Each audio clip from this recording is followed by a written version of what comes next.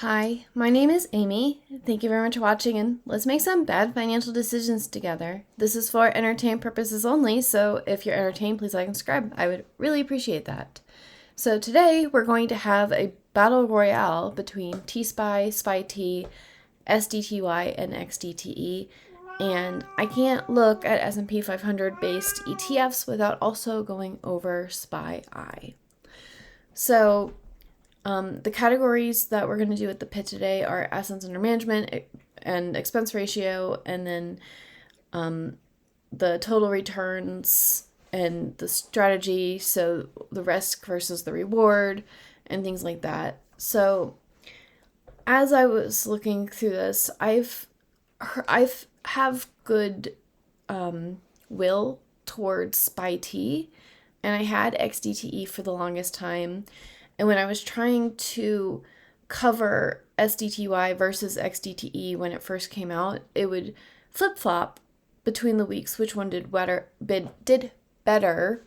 But now there's been enough time that we can compare them and see which one's doing better in this current market. And then SPYI is one that whenever I talk about any of this in the comments, everyone's talking about SPYI. So I think that the biggest difference in these, because these are all S&P 500 related, it's in their actual strategies. So TSPY has a long position on the SPY and does 0 data expiration calls, short calls, but they can do it on SPY, SPX, and XSP. Basically, they do regular cover calls, but depending on the size of the contract, they can use the extra large, which is SPX, the regular SPY, or XSP, which is the extra small. So they are also allowed to do credit spreads for defensive strategies. For SPYT, they sell daily credit spreads on the SPY index. So they don't do any defensive strategies, and they are currently yielding 21% versus so SPYT also, they target 20%, so right now they're doing 21%. TSPY has a 14% distribution. And so SDTY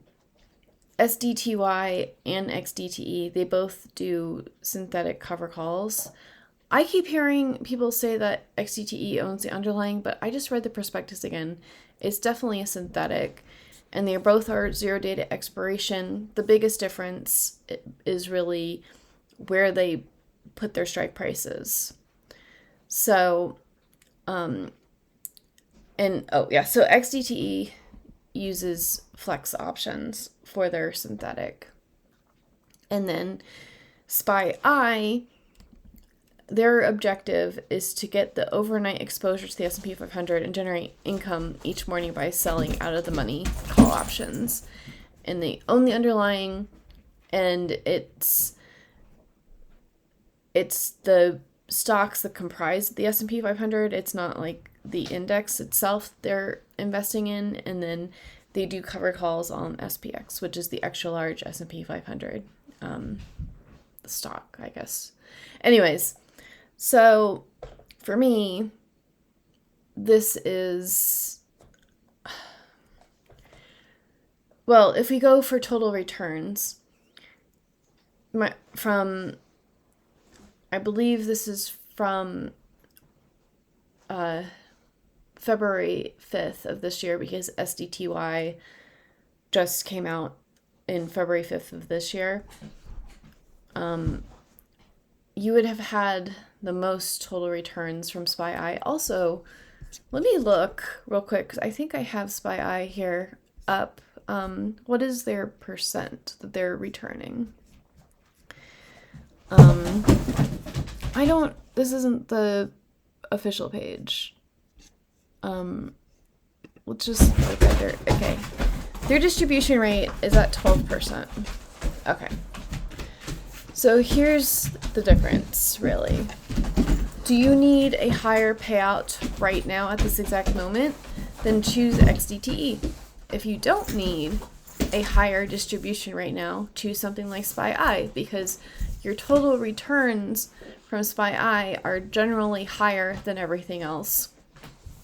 But like SPYT has a 21% distribution rate, and it's only like the total returns are $100 less than if you're talking about, actually, let's go through and just highlight. So $10,298 versus $10,341. And so SPYI overall since February has won. But then we have 9,969 in April. So all of these lost money in April. But so SPYT was really close, but SPYI also won. But since May, and we've been on a bull run since then, this is 11,153, 11,425, 11,510, 11,000, yeah, so this one has the most. So it just depends if it is an exact rip or face off. And then, so in this particular market, which is a complete bull market, TSPY will do better than SPYI, but in just like overall since February, where it went through a dip and recovered, SPYI has the better overall distribution. And you know, at a certain point, 14% versus a 12% distribution doesn't matter that much. But my puppies are being puppies, so I'm just gonna have to deal with it. Anyways, I just want to point that out, that in like the very, very bull run, you might have a different winner besides SPYI, and but the lower the distribution, the less the NAV has to recover, and less NAV erosion there is. So I like SPYI because they own the underlying as well. So there's that. Anyways, if you want to, we can go to YieldMight, and if we go to the advanced, we can compare funds, and we can do it by the underlying and do the, this is in alphabetical order, so S&P 500.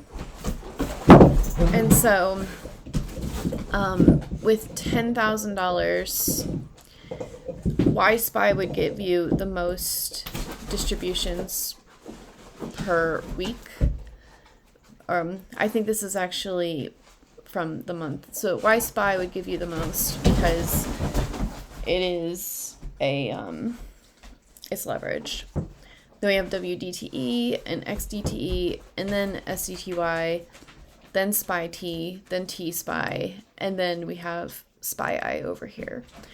So yeah, if you want better total returns, go with something like SPYI. And if you need more money right now from the amount of money that you have invested in right now, you can go with something like SDTY, which pays weekly. So this will compound even faster, because the more often that you invest, the more it compounds, and mathematically it works out that it you do come out ahead in the compounding game the more often you compound. Just put that out there. Anyway, so who is my winner today? SPYI. Even though it wasn't in the running to be America's next S&P 500, top 500. Anyways, I am liking, for me right now, I would probably lean towards a weekly paying ETF just because of the type of margin that I have and how risky my account is. Like SDTY, I can get a reasonable return for what I'm doing. And then I would buy into TSPY with a portion of it. I think I would actually do SPYI, but if I had to choose between these, I would use TSPY over SPYT because I like the defensive strategies. And then XDTE did fine, except for in late April, there was a day that was like the third biggest jump in the NASDAQ history or something like that. And it got capped super hard, and that just put a bad taste in a lot of people's mouth. So every cover call strategy will get capped at a certain point, but XDTE suffered pretty bad with that one. So I think for me, the combination is SDTY and SPYI. So what do you all think? Which is your favorite S&P 500 cover call strategy? And I will talk to you all later. Bye.